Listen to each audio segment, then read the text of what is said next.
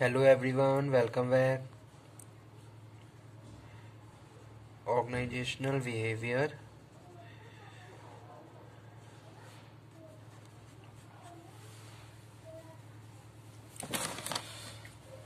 आज के सेशन में हम डिस्कस करेंगे पावर, जो कि हमारा टॉपिक चल रहा है ओबी में। ठीक है, प्रीवियस वीडियो लेक्चर में भी हमने पावर के बारे में डिस्कशन किया था और उसी टॉपिक को कंटिन्यू करते हुए आगे आज हम बढ़ते हैं पावर। तो पावर क्या है? It is defined as the capacity to exert influence over other. It is defined as the capacity to exert influence over other. One of the most basic and important skill of one of the most and important skill of leader। ठीक है, यानी कि power के through ही एक leader अपने followers को influence करता है। ओके, कोई भी डिसीजन मेकिंग है, कोई भी ऑर्डर है, कोई भी इंस्ट्रक्शन है जो अपने सबॉर्डिनेट को या अपने फॉलोवर्स को पास करने हैं, तो वो तभी फॉलो करेंगे जब आप उस चीज के लिए ऑथराइज हैं और आपके पास पावर है। ठीक है, तो एक तरीके से पावर है, पावर को यूज करके हम दूसरों के बिहेवियर को इन्फ्लुएंस करते हैं। ठीक है, अगर हम बिजनेस ऑर्गेनाइजेशन के पॉइंट ऑफ व्यू से बात कर रहे हैं, with the help of power we are achieving the objective of the organization. Power को यूज करके आप अपने फॉलोवर्स को एक्शंस, उनके एफर्ट्स को एक्शन में कन्वर्ट कर रहे हो और उनकी हेल्प से आप ऑर्गेनाइजेशंस के गोल्स को बहुत अचीव कर सकते हो और जो भी ऑब्जेक्टिव है उनको आप कंप्लीट कर सकते हो। ठीक है, तो वो चीज यहाँ पे हम बात कर रहे हैं। Important skill of leader is to use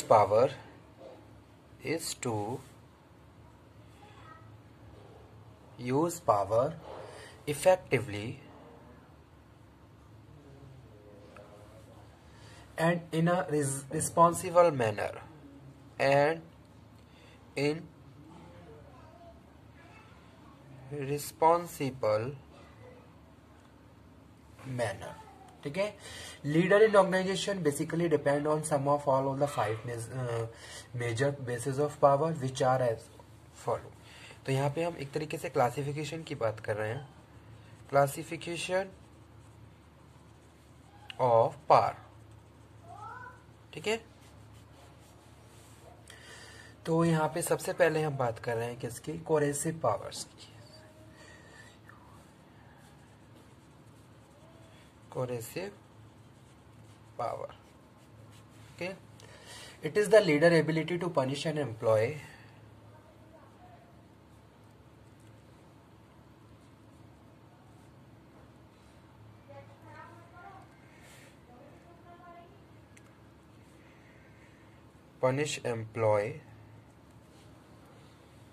punishment may be mild punishment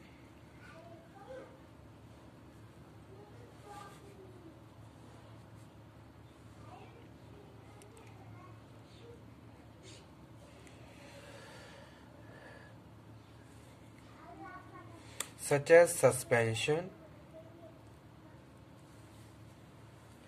or serious one। ठीक है, तो ये क्या है? कोरेसिव पावर है। कोरेसिव पावर में हम बात कर रहे हैं ability, it is the ability of leader to punish their employees. आप अपनी कोरेसिव पावर को यूज करके आप अपने एम्प्लॉय को पनिश कर सकते हो। जैसे सपोज आपके फॉलोवर्स आपके इंस्ट्रक्शन को फॉलो नहीं कर रहे हैं, जो भी आप ऑर्डर दे रहे हो उसको वो कंप्लीट नहीं कर रहे हैं, in that case you can punish. और अगर इसके अपोजिट बात करें तो कोरेसिव पावर का फेयर भी होता है सबॉर्डिनेट में, कि अगर हम काम नहीं करेंगे तो हमें ऐसा ना हो कि हमें कोई नोटिस मिल जाए या फिर हमें उसके लिए उसका पनिशमेंट मिले। जैसे कि कभी कभी क्या हो जाता है, आपको डिमोशन हो गया या फिर आपको पनिशमेंट दी गई या फिर आपको कुछ टाइम के लिए ले ऑफ पे रखा गया।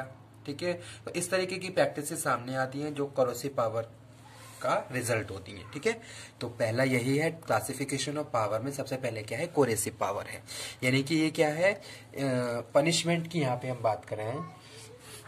जो लीडर अपने इंटरेस्ट के हिसाब से या सिचुएशन के हिसाब से अपने फॉलोवर्स पे एक्सरसाइज करता है। ठीक है, तो यहाँ पे हम सिचुएशंस की ही बात कर रहे हैं कि भाई ये एक सिचुएशन अराइज हो जाती है जिस केस में कोरेसिव पावर को भी हम एक्सरसाइज करते हैं ताकि हम अपने फॉलोवर्स को लीड कर सकें और एक पॉजिटिव डायरेक्शन में उनको मूव कर सकें। ठीक है, उसके बाद जो सेकेंड वन है स्टूडेंट, वो है reward power.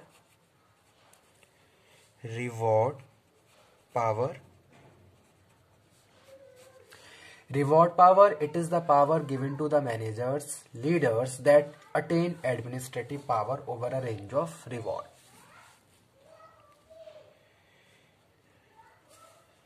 It is the power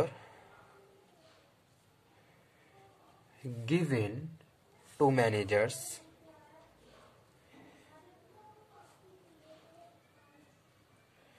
leaders that attain administrative power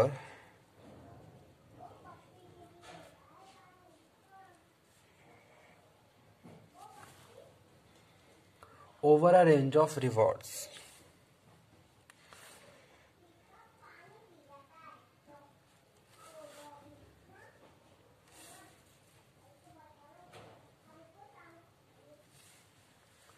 The reward may be pay raise or promotion. Reward may be पे रेज एंड प्रमोशन। ठीक है, यानी कि मैनेजर के पास ये पावर है, मैनेजर को ये पावर असाइन की गई है बाय द टॉप लेवल कि भाई अगर आपके डिपार्टमेंट में कोई भी एम्प्लॉय बहुत अच्छे से काम कर रहा है तो आप उसको मोटिवेट करें। मोटिवेट करने के लिए आप अपनी रिवॉर्ड पावर को यूज कर सकते हैं, उसको प्रमोट कर सकते हैं, उसका पे, उसका इंक्रीमेंट कर सकते हैं। ठीक है, तो इस तरीके की प्रैक्टिसेस भी देखी जाती हैं और होती भी हैं ऑर्गेनाइजेशन में, ताकि हम जो भी हमारे फॉलोवर्स हैं और सबॉर्डिनेट हैं हम उनको मोटिवेट करें। ठीक है, तो ये क्या है, रिवॉर्ड पावर है। उसके बाद नेक्स्ट वन है लेजिटिमेट पावर। थर्ड नंबर पे हम बात कर रहे हैं किसकी,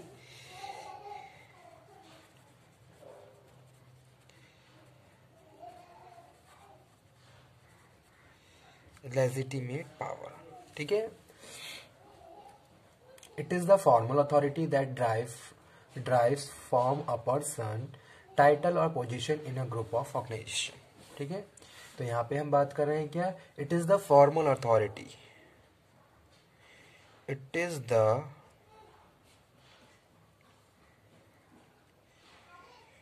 formal authority that drives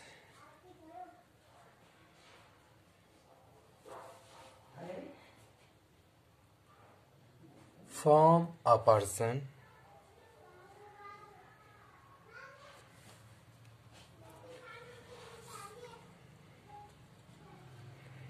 title or position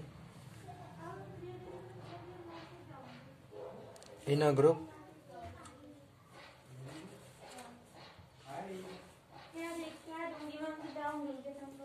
or an organization।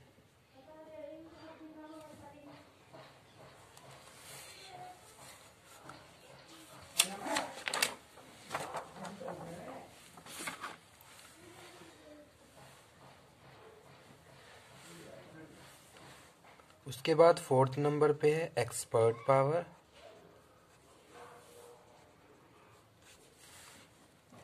It is attained by the manager due to his or her own talent. It is attained by the manager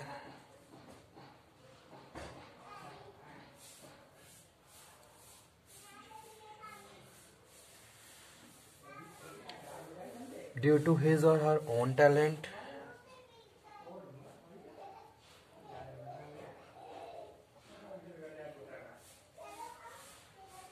such as skills, knowledge,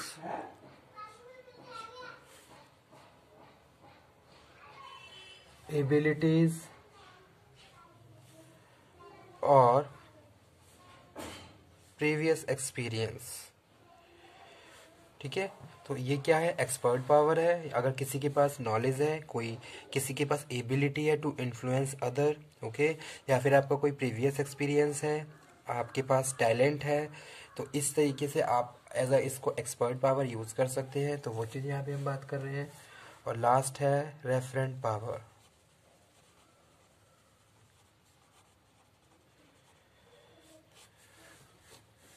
it is a power that gain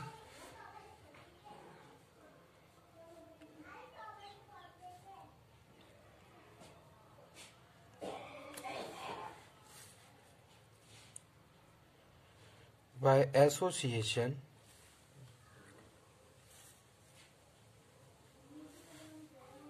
through formal and informal networks, both inside and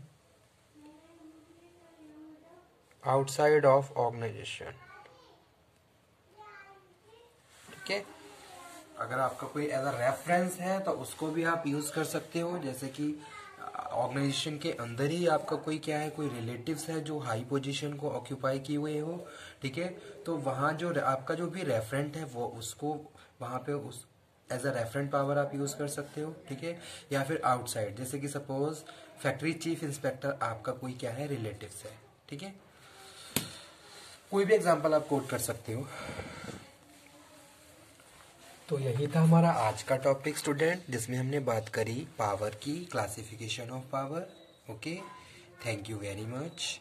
किसी भी topic में आपको कोई problem हो तो आप दोबारा से डिस्कस कर सकते हैं। बहुत इजी वे में, बहुत ईजीएस्ट वे में आपको लेक्चर डिलीवर करे जा रहे हैं ताकि आपको समझ में आ जाए। ठीक है, और यहाँ पे स्टूडेंट एक चीज़ और मैं आपको कहना चाहूँगा कि भाई जो लेक्चर डिलीवर हो रहे हैं वो सभी स्टूडेंट को ध्यान में रखकर डिलीवर हो रहे हैं। ठीक है, जो मेन पर्पस है कि टॉपिक क्लियर होना चाहिए, टॉपिक समझ में आना चाहिए। ठीक है, तो इस जो भी जितने भी स्टूडेंट हैं हम सभी को ध्यान में रख के लेक्चर बना रहे हैं ताकि उनको हमारा जो भी हम टॉपिक पढ़ा रहे हैं वो समझ में आए। ठीक है, इट डजेंट मैटर कि हम हिंदी में कम्युनिकेट कर रहे हैं और इंग्लिश में कम्युनिकेट कर रहे हैं। ठीक है, मेन जो ऑब्जेक्टिव है कि आपको कितना समझ में आ रहा है। ठीक है, और अभी भी आपको कोई डाउट हो तो आप दोबारा से डिस्कस कर सकते हो टॉपिक। किसी भी टॉपिक में आपको कोई प्रॉब्लम हो तो वो आप अगेन डिस्कस कर सकते हो। ठीक है, thank you very much. Next session में हम डिस्कस करेंगे हमारा next topic. Thank you very much, thanks a lot and happy new year to all of you. Thank you.